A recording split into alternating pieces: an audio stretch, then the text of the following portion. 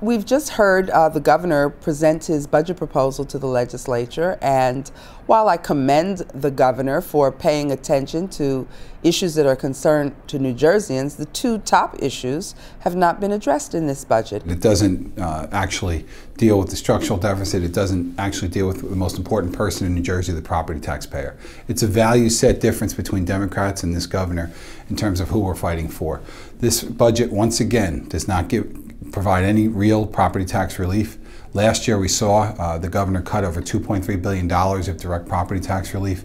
This year, through a little bit of his spin, he's going to say that he gave back $250 million of it, leaving the property taxpayer of this state $2 billion in the hole. We saw last year property taxes increase 7%, and despite the governor's rhetoric, we're very concerned about where it goes from there. But when it comes to New Jersey's taxpayers, that's where I think, again, the governor misses the mark.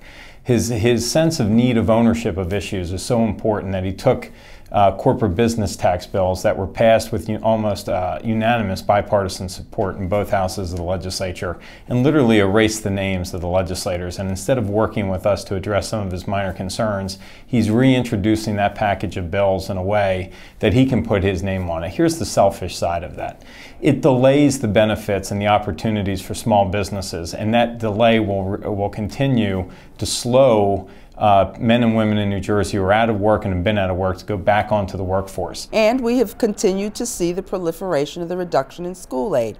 The governor's budget proposes to provide 1% restorations to districts who had their budgets cut from 5 to 14% last year. And we know that holding municipal aid flat by reducing down transitional aid to the big cities and proposing to significantly reduce Medicaid spending are things that will be borne on the backs of low and middle income citizens in the state.